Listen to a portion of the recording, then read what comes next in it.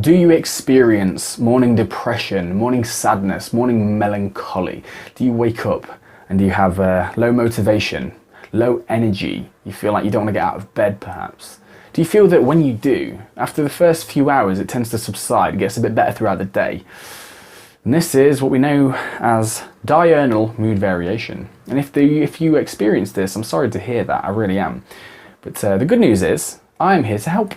Oliver, once again, with Free Your Zen. In today's video, I'm going to deliver to you 7 strategies that I've used personally to help cope with morning sadness and depression. So, without further ado, let's crack on.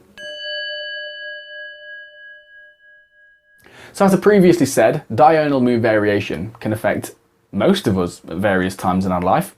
So you're not alone. So that's got to be pleasing to hear.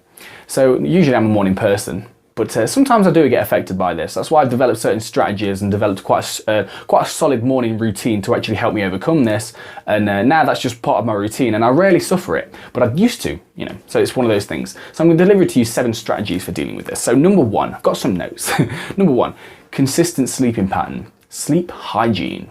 You know, so one of the best things, the most powerful things I ever did was adopt a rough sleeping pattern.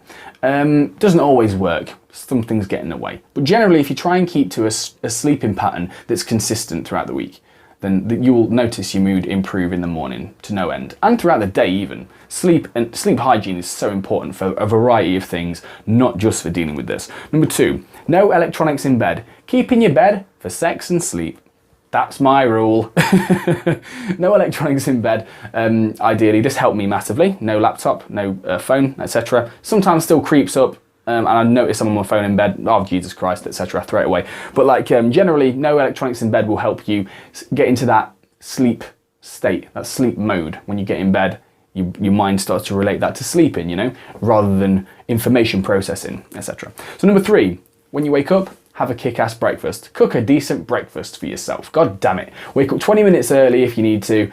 Just make sure that you put some time and energy into that. It's reinforcing the reality that you deserve this, you know. You prioritize yourself at the start of the day so that you've got that taken care of also. Also as well, there's blood sugar management. I don't usually talk about the physiological elements to mood and to happiness and well-being and stuff, but there is, I can't deny this. So usually when you're asleep, not usually, all the time, when you're asleep, you're fasting. So your blood sugar drops low. So when you wake up, you may be dealing with the effects of that. So if you wake up, make sure you have a decent breakfast because then you can level out the blood sugar. And this will affect mood also. So number 4, get active. Stretches, light exercise, yoga, that sort of thing.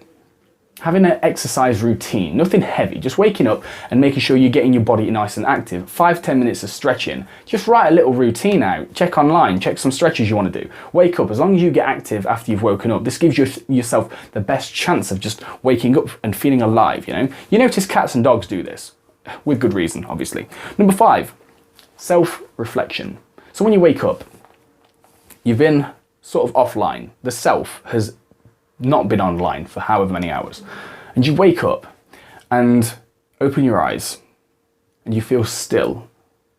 And then, if you notice, between 10 to 20 seconds sometimes, your reasons for being unhappy come online. Your life story that your mind creates has brought itself back in.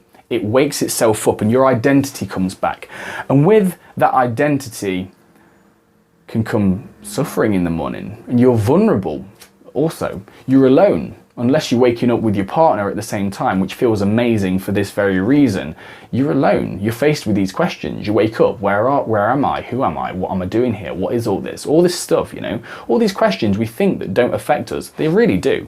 And by waking up and partaking in a bit of self-reflection, journaling, self-talk, talking to yourself out loud if your spouse can't hear you, you know, or even meditation to kind of negate that inner chatter altogether can be really, really useful. Number 6, music, dancing, having a bit of a boogie in the morning, chucking some tunes on, get a decent playlist on the go, you know, set your speakers up downstairs, maybe while you're cooking breakfast. That's exactly what I do. Wake up and feel alive, you know. Change your state, wake up and really wake up. Number 7, last one, gratitude. Waking up and taking note of all the ways in which you're blessed and all the ways in which it is good to be alive, which there are many. So I wake up and I write 3 things I'm grateful for every morning. And this has drastically changed the way I go about my day and my life now. So I massively recommend, waking up and enjoying a bit of gratitude. Gratitude and being thankful for what you have, because you'll notice this make a big difference. So that brings us to the end of the video, guys. I'm going to read to you a short 2-line poem that I found actually while I was reading this book, The Way of Zen by Alan Watts. And this 2-line poem, it doesn't really have any deeper meaning. It may do, but for me personally, I read it and it takes me there. It takes me to where the person was when he or she wrote this.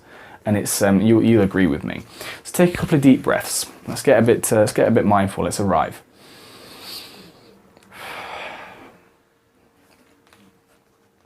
Feel the stillness that this creates. Wind subsiding, the flowers still fall. Bird crying, the mountain silence deepens. Takes you there, doesn't it? That was the video. Guys, thank you very much for watching. Thank you very much. Peace, presence to you. I love you as I love myself. I hope these tips helped. And then if you want to pop in the comment section below how they helped in any way, I'd massively appreciate that. Take care.